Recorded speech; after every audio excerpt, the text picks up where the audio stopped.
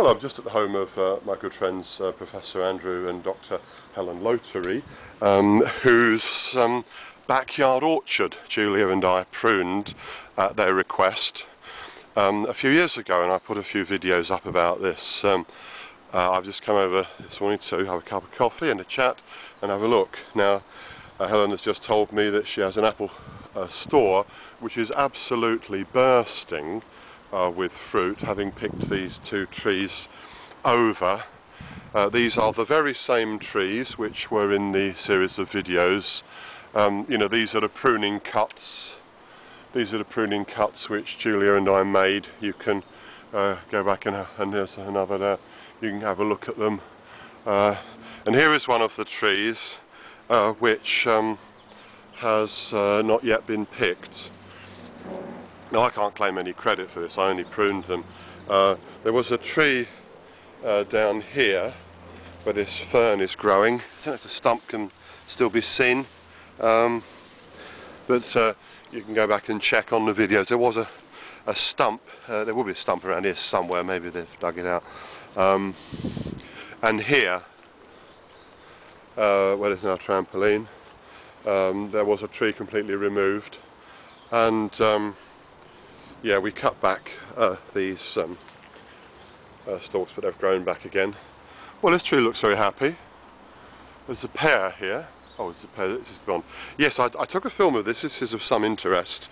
If you go back and look at the original ones, you will see where we cut this open. It was really filthy inside. It was full of wood lice and worms. And what we did was basically cut it open and left it. And it's healed up beautifully. This is all sound. It's healed up beautifully.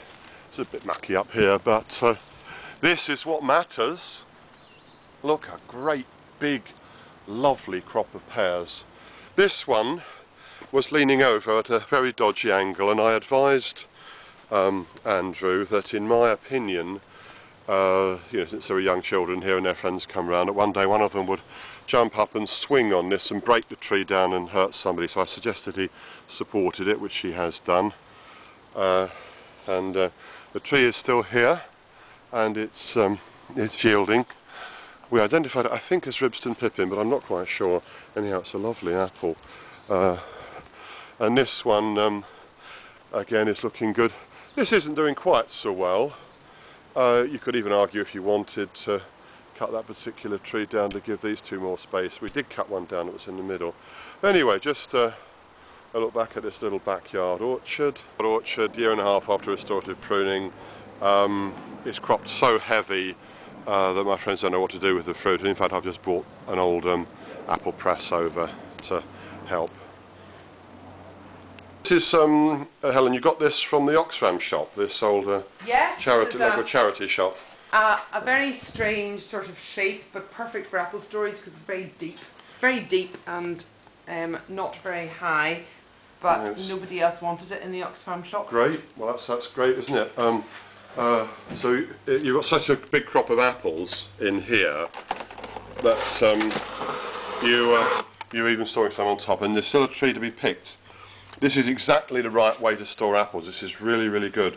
They're not touching each other. Which means that the one that has got rotten can be removed without damaging the others. Excellent, and it's very important to go over them reasonably often. You've got an enormous crop here. Oh, the smell of apples is really quite marvellous.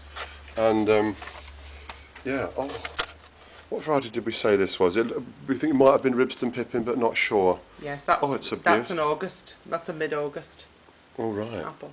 Can I take a few of these? Yes, taste? Please do. Oh, please take that whole tray. Do you want that whole tray? Oh, well, I will if you've got that many to give away. Are you sure? Oh, I've got so many. Oh well, that is theoretically a perfect tray, so take that one. You've got loads. This cupboard last year lasted us until the first week of December. Right. So the fill of this cupboard last year lasted us till the first week of December. And this year we have all of this already. 6 more boxes inside the house, and we've still got 2 trees to pick. That's astonishing, because I'm doing a series of videos at the moment for my international subscribers about how to plant a backyard orchard. And it's just amazing how many people, they want to plant a backyard orchard, but they've got no idea how to begin. There are no books around, nobody knows, people have forgotten about it. People are so used to buying stuff from the supermarket. So anyway, so I can't really take a better shot of this because it's in a garage, a cool place, and you had to mouse-proof it again.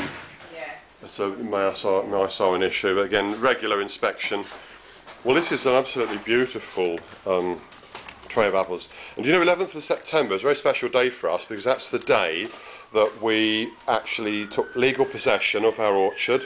Really? Yeah, I remember us kneeling in prayer at the entrance to the orchard, thanking the Lord for it, and that was 18 years ago, and we're still there, and we're growing a lot of apples, and we're putting a lot of videos up to encourage other people who would like to have a backyard orchard. And so here are the fruits, literally, of your backyard orchard, which has just got 5 trees. Now, you want to pick those pears soon as well. No, last year the pears, Steve, actually weren't at their best till the beginning of October. Oh, so this year I'll leave them till last. Yeah. Well, you need to work out what's right for you in your circumstance. The only thing about pears is that they often do need to be picked before they're perfectly ripe, and then they ripen in store. But that's a lesson for another day. Brilliant. It's a fantastic orchard you've got out there.